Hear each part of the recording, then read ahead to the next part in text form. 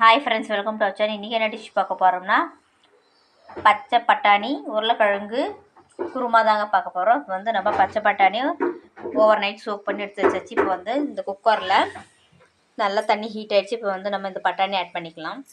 பாருங்கள் ஃப்ரெண்ட்ஸ், நம்ம பச்சை பட்டாணி வந்து 1 கப் எடுத்துருக்குறோம்.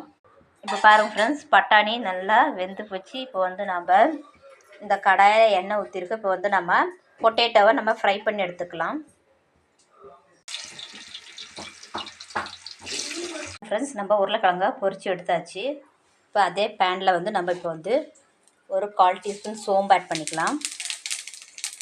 ஒரு 2 லவங்கம் ஆட் பண்ணிக்கலாம். பிரியாணி இலை, பட்டை ஒரு துண்டு, வந்து நம்ம சின்ன வெங்காயம் கொஞ்சம் ஆட் பண்ணிக்கலாம். இப்போ வந்து நம்ம கொஞ்சமாக கருவேப்பிலை ஆட் பண்ணிக்கலாம். கிள்ளி சேர்த்துக்கலாம், அப்போ நல்லா வாசனையாக இருக்கும். இப்போ பாருங்கள் ஃப்ரெண்ட்ஸ், இப்போ நம்ம மசாலாஸ் ஆட் பண்ணிக்கலாம். இப்போ மஞ்சத்தூள் ஆட் பண்ணிக்கலாங்க. மல்லித்தூள் ஒரு 1/2 டீஸ்பூன் ஆட் பண்ணிக்கலாம். கரம் மசாலா ஆட் பண்ணிக்கலாம். மிளகாய்த்தூள் ஒரு 1/2 டீஸ்பூன் ஆட் பண்ணிக்கலாங்க. கொஞ்சமாக நம்ம காஷ்மீரி மிளகாய்த்தூள் ஆட் பண்ணிக்கலாம். ஒரு 1/2 டீஸ்பூன் உப்பு ஆட் பண்ணிக்கலாம். வந்து நம்ம 1/2 டீஸ்பூன் இஞ்சி பூண்டு விழுது ஆட் பண்ணிக்கலாம்.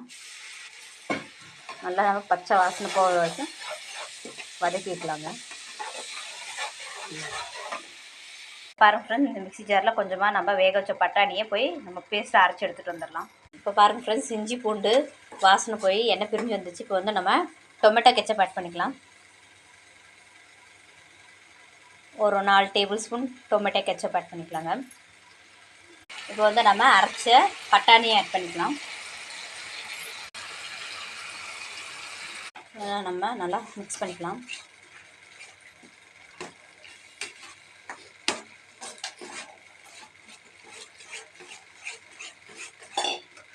ஃப்ரெண்ட்ஸ், கிரேவி ஒரு கொதி வந்துச்சு. இப்போ வந்து நம்ம வேக வச்ச பட்டாணி ஆட் பண்ணிக்கலாம். இப்போ எண்ணெயில் பொரிச்ச உருளைக்கிழங்கையும் ஆட் பண்ணிக்கலாம். பாருங்கள் ஃப்ரெண்ட்ஸ், கிரேவி நல்லா திக்காகிடுச்சு.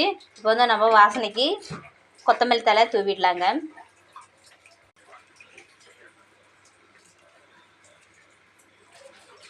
பாருங்க சார், வேற ஒரு பவுலுக்கு நம்ம மாற்றியாச்சு.